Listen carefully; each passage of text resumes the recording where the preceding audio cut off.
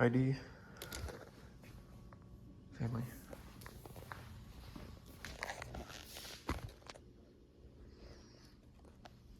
Okay.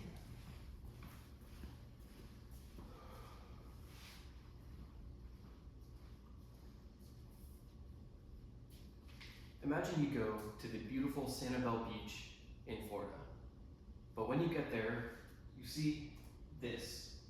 You see murky, disgusting red and brown water completely polluted by red tide, as well as on the actual beach itself, that beautiful, puffy, fluffy white sand is now filled with tens of thousands of various types of dead fish. How would that make you feel when you go to the beach and you see all of this? Or when it causes the disease to these fish, and it even causes bronchitis to you.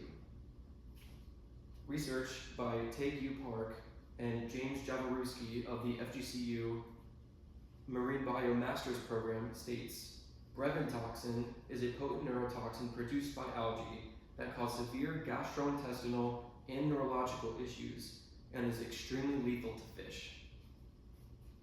So not only does this affect the fish population, as you see here, but it also affects the industry of Florida itself.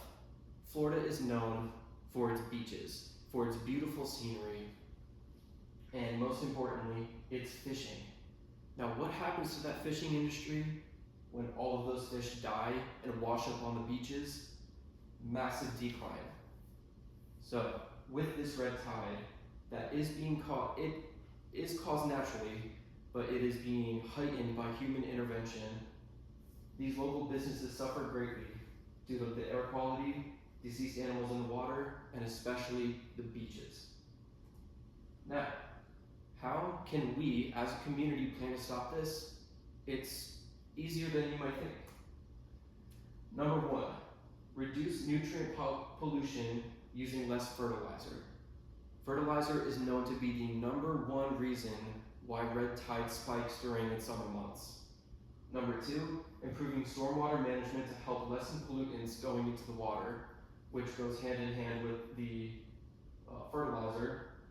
And number three, stricter penalties for polluting and government intervention.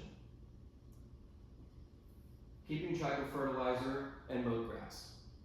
Fertilizer provides nutrients to plant matter, and algae is no exception.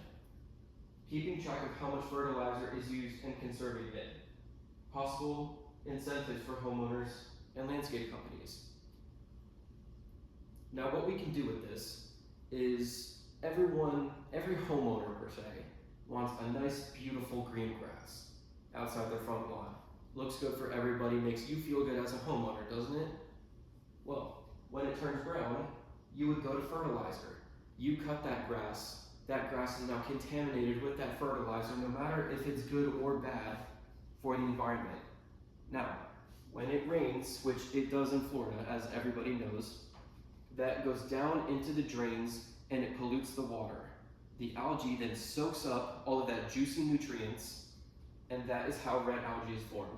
So, simply by keeping track of how much fertilizer is used, say by large property owners or homeowners and or landscaping companies, we can help massively reduce the amount of red tide that is caused in its prime blooming season.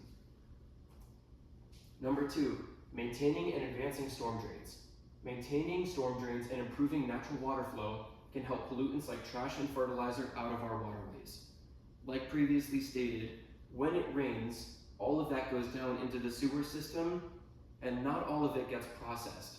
And so if we have more natural waterways, then it keeps the trash where it should be, which is in the cans, in the landfills, etc.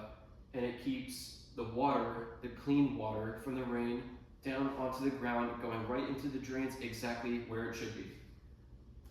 Solution number three is strict penalties and government intervention. Florida landscaping companies should document their amount of grass clippings and amount of fertilizer used. And the local or state government could also create funding for red tide research and projects. Creating research for red tide projects would greatly increase the amount of knowledge that the community has on how to help prevent this, and Florida landscaping companies keeping count of how many pounds or even tons of grass clippings that they have could help make sure that no one is illegally dumping in the water or disposing it in ways that aren't ideal for the environment. The same thing could be said with fertilizer. If they're using, say, 200 pounds of fertilizer a week, but we're only keeping track of 150, we don't know where that other 50 pounds is going, and so it could harm the environment by being dumped into the water somehow. So, in conclusion, red tide is natural, but is greatly worsened by human involvement. They cause severe problems like wildlife death, human health problems, and massive economic downfall. However, solutions can include keeping track of grass clippings and fertilizer, storm drain maintenance, and a very strict Florida law dumping system.